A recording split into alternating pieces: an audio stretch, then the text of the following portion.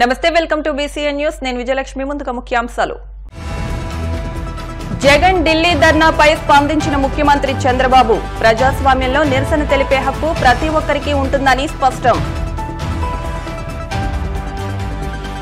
ఈ రోజు ఢిల్లీలోని జంతర్ మంతర్ వద్ద ధర్నా చేయనున్న వైసీపీ ఇప్పటికే ఢిల్లీ చేరుకున్న మాజీ సీఎం జగన్ వైసీపీ ఎమ్మెల్యేలు వరదలకు పొంగి ప్రవహిస్తున్న గోస్తాని నది జుత్తిగ ఉమావాసుకి రవి సోమేశ్వర స్వామి ఆలయ ప్రాంగణంలోకి వచ్చిన వరద ఇకపై ట్రాఫిక్ కఠినతరంగా ఉంటాయన్న విశాఖ ఏడీసీపీ శ్రీనివాసరావు వెనుక కూర్చున్న వ్యక్తి సైతం హెల్మెట్ పెట్టకపోతే శిక్ష తప్పదంటూ హెచ్చరిక మాజీ ముఖ్యమంత్రి జగన్మోహన్ రెడ్డి తలపెట్టిన ధర్నాపై ముఖ్యమంత్రి చంద్రబాబు నాయుడు స్పందించారు. మంగళవారం జరిగిన అసెంబ్లీ సమావేశాల్లో ముఖ్యమంత్రి మాట్లాడుతూ ప్రజాస్వామ్యంలో ధర్నాలు నిరసనలు చేసే హక్కు ప్రతి ఒక్కరికి ఉంటుందన్నారు. ధర్నాలో బాబాయిని ఎవరు చంపారో చెబితే బాగుంటుందని తనదైన శైలిలో వ్యాఖ్యానించారు. శాంతి భద్రతల విషయంలో ఏమాత్రం వెనక్కి తగ్గలేదన్నారు. నేతలు ప్రతీకార చర్యలు పాల్పడవద్దని సభావేదికగా తెలిపారు. అలా చేస్తే వైసీపీకి మనకు తేడా లేకుండా పోతుందన్నారు. బాధితుల్నే నిందితులు చేశారు, తప్పు చేయలేదు వీళ్ళు, కానీ వీళ్లే వాళ్ళు కొడతారు, తప్పుడు కేసు పెడతారు. అలాంటివి కూడా చేసే పరిస్థితి వచ్చారు. ఇంకొక పక్కన సిబిఐ కూడా పనిచేయలేని పరిస్థితి రాష్ట్రంలో. నేను అడుగుతున్నాను అధ్యక్ష, ఇప్పుడైనా సరే ఢిల్లీకి పోయారు, ఓ కిల్డ్ బాబాయ్, ఇది నా క్వశ్చన్ ఫస్ట్ అనేది.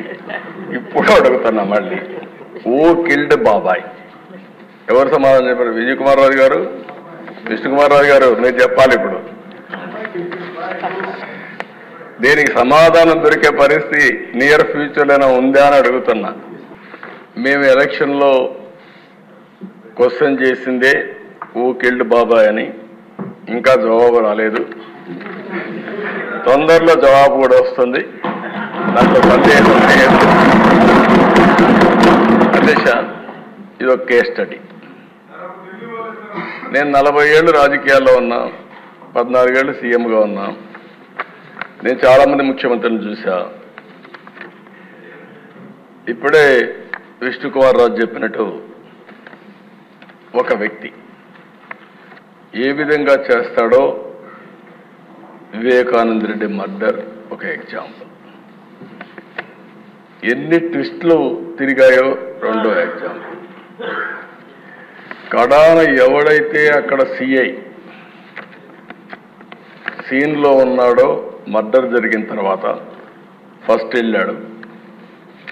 ఈ క్లీన్ చేసే ఆపరేషన్స్ అన్ని చూసిన తర్వాత అతను సిబిఐకి ఇన్ఫర్మేషన్ ఇవ్వడానికి సిద్ధపడితే ప్రభుత్వ దుర్వినియోగంతో అతనికి ప్రమోషన్ ఇచ్చి సిఐ నుంచి డిఎస్పీ తిరిగి సిబిఐ పైనే ఆరోపణలు చేసే పరిస్థితికి వచ్చారు. అధ్యక్ష, ఇన్వెస్టిగేషన్ ఆఫీసర్ పైన కేసు పెడితే సిబిఐ, ఆ ఇన్వెస్టిగేషన్ ఆఫీసర్ హైకోర్టు పోయి బెయిల్ తీసుకునే పరిస్థితికి వచ్చాడు. ఇది రాష్ట్ర చరిత్రలో ఎప్పుడు చూడలా. ఇవన్నీ దేశ చరిత్ర ప్రపంచంలో కూడా జరుగుండవు. ఈ దేశంలో కాదు, వేరే ప్రపంచంలో ఎక్కడా జరగవు.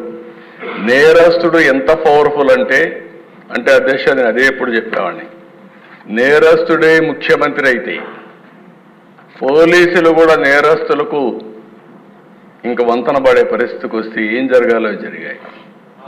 అధ్యక్ష, సిబిఐ లాంటి సంస్థ వివేకానంద రెడ్డి మర్డర్లో ఉండే నిందితుడిని అరెస్ట్ చేయడానికి పోయి మేము అరెస్ట్ చేయలేమని తిరిగి వచ్చారంటే కానీ ఇమేజిన్ అధ్యక్ష, తర్వాత కూడా అరెస్ట్ చేయలేదు. ఇప్పటికి కూడా కాదు, బెయిల్ వచ్చే వరకు అరెస్ట్ చేయలేదు. అంటే దీన్ని ఏ విధంగా అభివర్ణించాలనో అర్థం కాని పరిస్థితి. అంటే ఏం చేస్తారో కూడా మనం గుర్తుపెట్టుకోవాల్సిన అవసరం ఉంది అధ్యక్ష.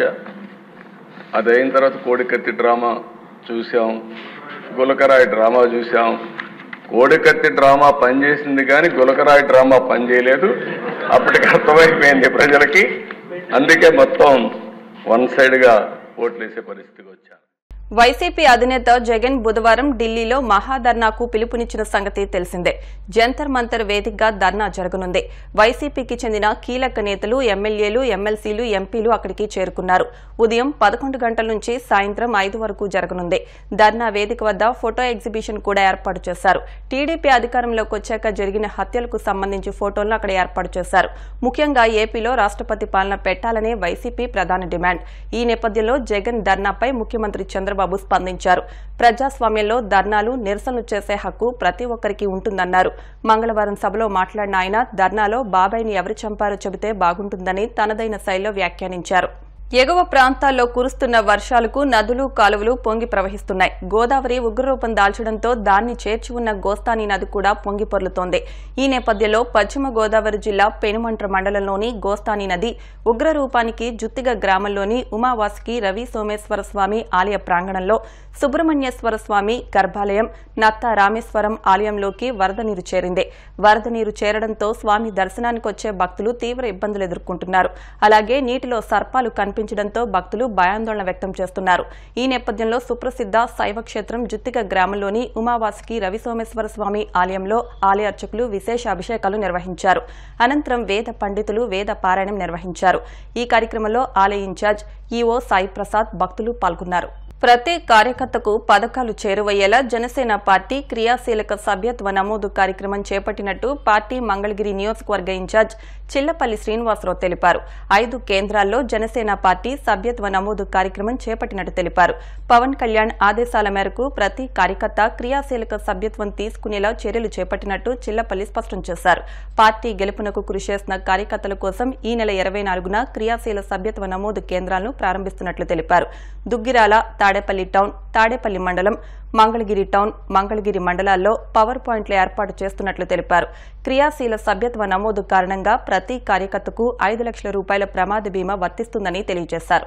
క్రియాశీలక కార్యకర్తల మెంబర్షిప్ డ్రైవ్ బిగిన్ చేశారు.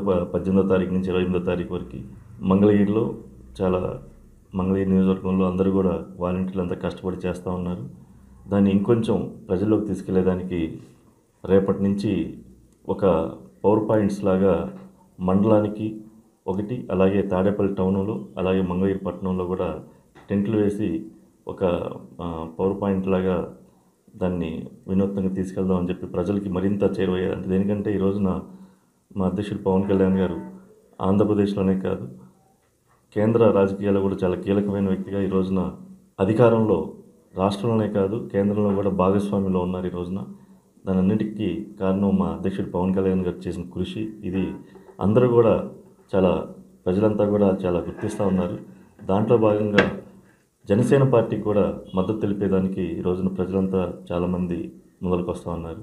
వాళ్ళందరి మెంబర్షిప్ మనం రోలింగ్ చేసుకోవడం కోసం అందరికీ అందుబాటులో ఉండే విధంగా దుగ్గిరాల మండలంలో ఒక పాయింట్, అలాగే తాడేపల్లి మండలంలో ఒక పాయింట్, అలాగే తాడేపల్లి పట్టణంలో, మంగళగిరి పట్టణంలో, అలాగే మంగళగిరి రూరల్ మండలంలో కూడా ఒక పాయింట్, దాదాపు 5 పాయింట్లు రేపు ఓపెన్ చేయబోతా ఉన్నాం. ప్రజలకి మరింత చేరువయ్యేందుకు జనసేన పార్టీ కార్యకర్తలకి పవన్ కళ్యాణ్ గారు ఎలా అండగా ఉంటారు అని చెప్పి దాని గురించి విశ్లేషించి దేనికంటే దాదాపు 5 లక్షల రూపాయల బీమా, అలాగే యాక్సిడెంట్ పాలసీతో కూడా కల్పిస్తూ ఉన్నారు. దేనికంటే ఈ మెంబర్షిప్ ఏంటంటే పవన్ కళ్యాణ్ గారికి, జనసేన పార్టీ పవన్ కళ్యాణ్ గారికి, ప్రజలకి ఒక వారధిగా ఉపయోగపడుతుంది. దేనికంటే ఒక ఆత్మీయ అనుబంధం. దాదాపు లాస్ట్ ఇయర్ దాదాపు 6 లక్షల పైచీలకు మన ఆంధ్ర రాష్ట్రంలో జరిగింది. ఈసారి 20 లక్షల పైచీలకు రావడానికి సిద్ధంగా ఉన్నారు. దాన్ని ప్రజలకు దగ్గరికి చేర్చేందుకు మంగళగిరి నియోజకవర్గంలో వినూత్నంగా రేపు నుంచి ప్రారంభించిపోతామని చెప్పి ఇతను తెలియజేసుకుంటూ ప్రజలంతా వినియోగించుకోవాలని చెప్పి చెప్తాను. విశాఖలో ట్రాఫిక్ రూల్స్ కఠినతరం కానున్నాయని ఏడీసీపీ శ్రీనివాసరావు స్పష్టం చేశారు. సిపి శంకబ్రత బాగ్జీ విశాఖ ట్రాఫిక్ ను గాల్లో పెట్టేందుకు ఈ కీలక నిర్ణయాలు తీసుకుంటున్నారని అన్నారు.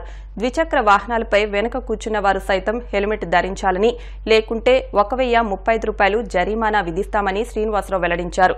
44 జంక్షన్లలో పబ్లిక్ అడ్రసింగ్ సిస్టమ్ ద్వారా అవగాహన కార్యక్రమాలు నిర్వహిస్తున్నట్లు తెలిపారు. వాహనదారులు తప్పకుండా నిబంధనలు పాటించాలని అన్నారు. హెల్మెట్ విధిగా ధరించాలని చెప్పి ఈ సంవత్సరం మనకి గౌరవ ఆంధ్రప్రదేశ్ హైకోర్టు న్యాయస్థానం వారు కూడా దీని మీద కొన్ని డైరెక్షన్స్ ఇచ్చి ఉన్నారు. విస్తృతంగా హెల్మెట్ ధారణ మీద ప్రచారాన్ని కల్పించవలసిందిగా విధిగా ద్విచక్ర వాహనదారులందరూ కూడా రైడర్ మరియు పిలియన్ రైడర్ అంటే ముందు నడిపే వ్యక్తి వెనక ఉన్న వ్యక్తి ఇద్దరు కూడా హెల్మెట్లు ధరించాలి అని చెప్పి మరి మన రాష్ట్ర అత్యున్నత న్యాయస్థానం దాని మీద మనకి డైరెక్షన్స్ ఇవ్వడం జరిగింది.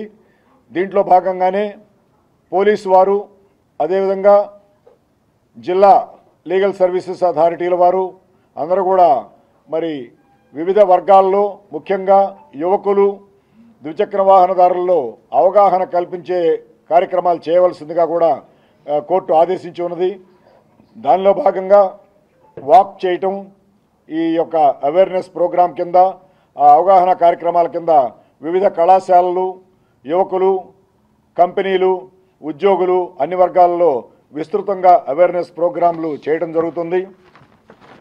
ముఖ్యంగా విశాఖ నగర ద్విచక్ర వాహనదారులందరికీ తెలియజేసేది ఏంటంటే హెల్మెట్ ధరించకుండా ద్విచక్ర వాహనాన్ని నడపడం ప్రాణాంతకం. ద్విచక్ర వాహనదారులందరూ కూడా విధిగా హెల్మెట్ ధరించాలి. రైడర్ మరియు పిలియన్ రైడర్ కూడా ధరించాలి. BIS మార్క్ ఉన్నటువంటి అంటే bureau of Indian standards certified helmet మాత్రమే ధరించాలి.